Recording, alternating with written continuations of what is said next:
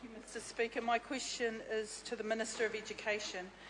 When did she inform Cabinet of the 2 FTTE cap on teacher losses, and what is the estimated reduction in the savings she has budgeted from class size increases that this policy will have?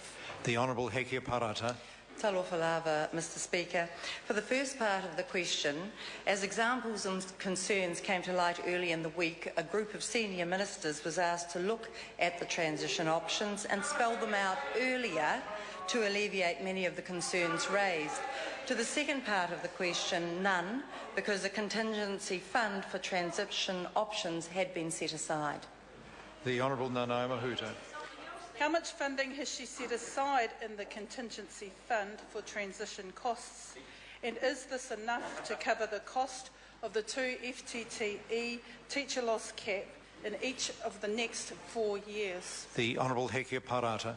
Mr. Speaker, we have set aside between 10 and 20 million in each of the next 3 years, and we are unable to be more specific than that because, of course, roles have not been cast until September, as the member knows. The Honourable Nanaia Mahuta. Will the amount of funding to be invested in better quality teaching be reduced as a result of her announcement yesterday, and will the commitment to work specifically with Christchurch schools remain? The Honourable Hekia Parata.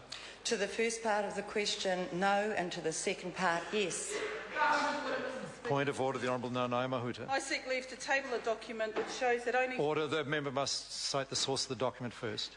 From the Ministry of Education, which shows that only 14 days has been set aside for government consultation with the education sector in Christchurch to comment on the draft Education Renewal Recovery Programme.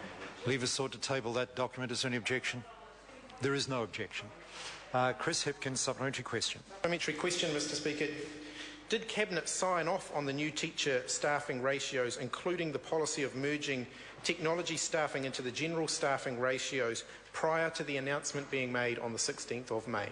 The Honourable Hekia Parata. Mr. Speaker, vote proposals were taken to Cabinet and Cabinet approved them. Chris Hipkins. Supplementary question, Mr. Speaker.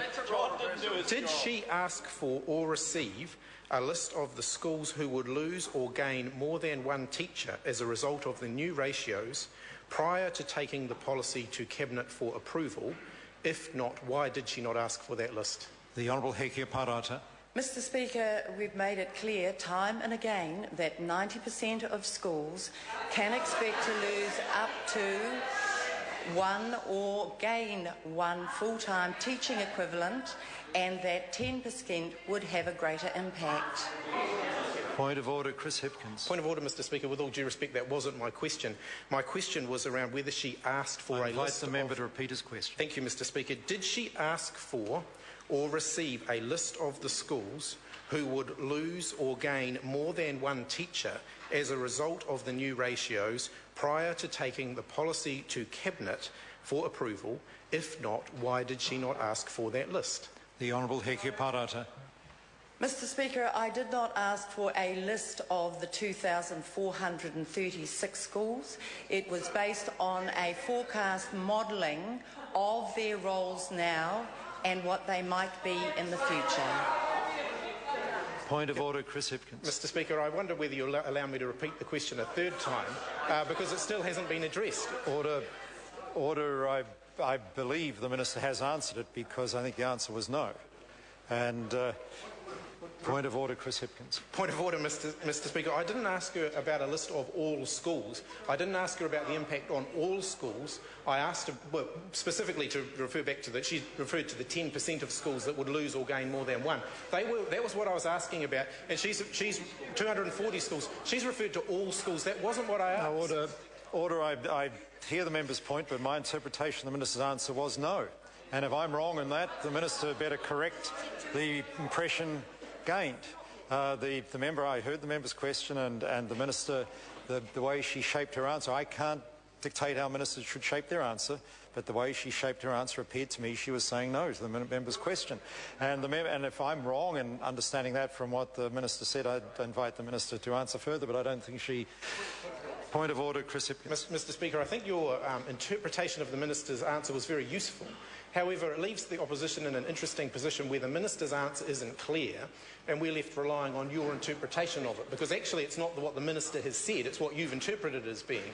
So I actually think if that was what the Minister was going to stand up and say, that would be fine.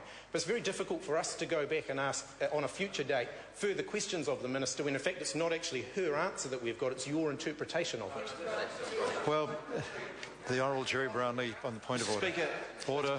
It's becoming quite a habit now for two things to happen. One is for the opposition to assert that the answer given to a question was not an answer to the question asked, for there to be some interpretation given on it. I think that's becoming a problem, frankly. But I would like to say in this case, Mr Speaker, that the Minister said she did not seek a specific answer, a specific list about schools, and then went on to explain how the macro policy was discussed at Cabinet level. That's a perfectly legitimate answer to the most salient part of his question, which is all can be expected. Order. Well, here the Honourable Trevor Mallard. Mr Speaker, the problem is, and I'm sure you will be able to interpret for the Leader of the House, that the Minister in fact did not refer to the 240 schools to which my colleague, about which my colleague asked, but to the 100%, the 2,400 schools. And if she'd referred to the 10% of schools, or used the figure 240 and said she hadn't asked for that list, then of course we would have accepted the answer. The problem was that she said she didn't ask for a list of 2,400 schools.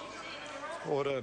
I think on this particular question, you know, this primary question was a very fair, straight question on a matter of some public interest, and that's why I've been quite careful to make sure answers have been given to this question, because it was an absolutely straight question seeking information.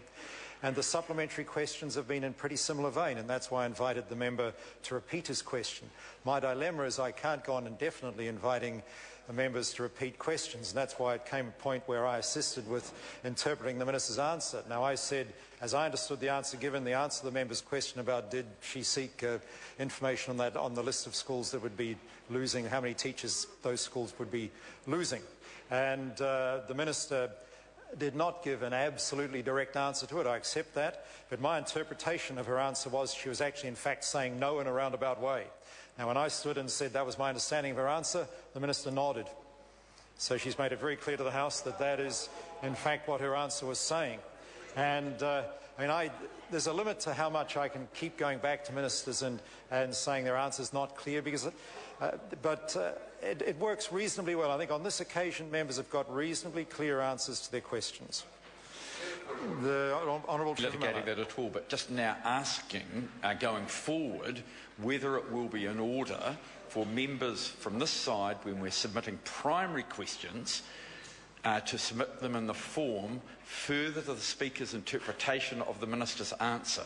Because, sir, we have got an interpretation now that was not available without a nod and a wink to you from the Minister when you made it clear. I'll hear the Honourable Jerry Brownlee briefly. Well, Mr Speaker, it probably does indicate the difficulty what we get into when there is too much generosity shown by the Chair in trying to explain why a ruling's being made. Order. No, I'm not going to take more of this. Look, order. Now, this is a very serious matter. The question asked was straight. I would prefer the Minister to answer the question. And the answer seemed to be very clear, no, she did not seek that information. That was very clear. Now, if the Minister, I think given the fact that the Leader of the House feels I've been too generous, I invite the member to repeat his question. The House deserves an answer to what was a very straight question. Thank you, Mr Speaker. Chris Hipkins. Mr Speaker, did she ask for or receive a list of the schools who would lose or gain more than one teacher as a result of the new ratios prior to taking the policy to Cabinet? If not, why did she not ask for that list? The Honourable Hekia Parata. No, Mr Speaker, I did not. Question number 11, Nikki Wagner.